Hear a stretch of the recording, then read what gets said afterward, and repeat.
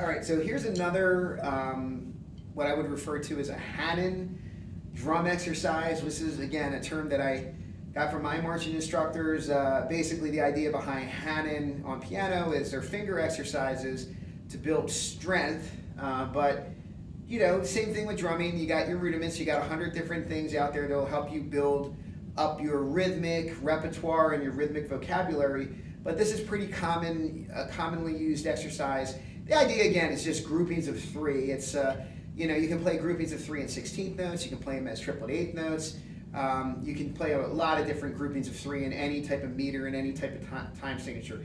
But anyway, the idea behind it is to get your muscle development in playing groups of 3. And the idea, again, is to do it in a pretty common fashion, play it as 16th notes. So it's a broken 16th note. Basically, again, it's a callback and response exercise. You would go something like this with the students. You play this basic pattern and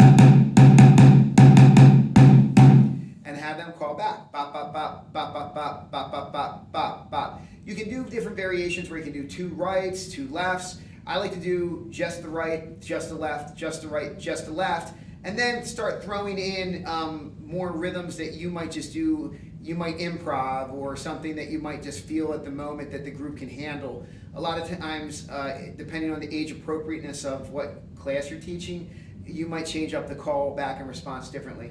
So again, it would sound something like this. It would sound like, I'll just say the rhythm is if I was acting as a student. Bop, bop, bop, bop, bop, bop, bop, bop, bop, bop, bop. Bop, bop, bop, bop, bop, bop, bop, bop, bop, bop, bop. Bop, bop, bop, bop, bop, bop, bop, bop, bop, bop, bop. Bop, bop, bop, bop, bop, bop, bop, bop, bop, bop, bop.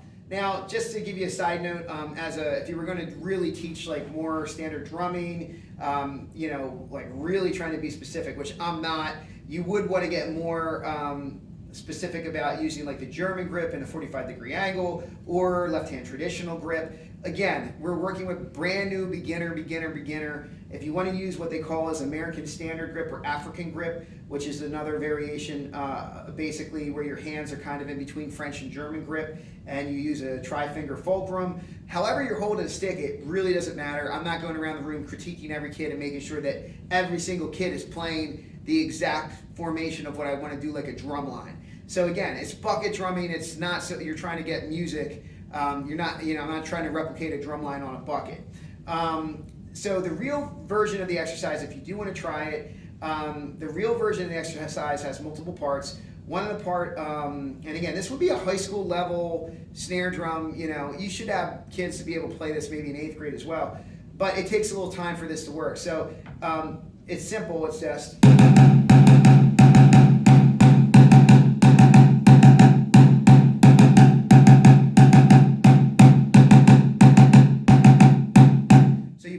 Twice. The next part, you're playing 16th notes. You're going to go 1 2 3 1 2 3 1 2 3 1 2 3 1 2 1 2. So okay, and then you have a next part where you play a 6-tuplet, where you're actually going and you do 3 hits on each hand as a group of 6. So that one's going to be the more challenging part, where you have to sit down and work on those groups of 3s. To be able to bounce them. Now on a drum, it's so much easier. When you throw down the stick, the rebounds there, you can use the Moeller technique or a variation of the Moeller technique. But the Moeller technique's a way to get your rebounds. For the non-drummers, that's what that technique is.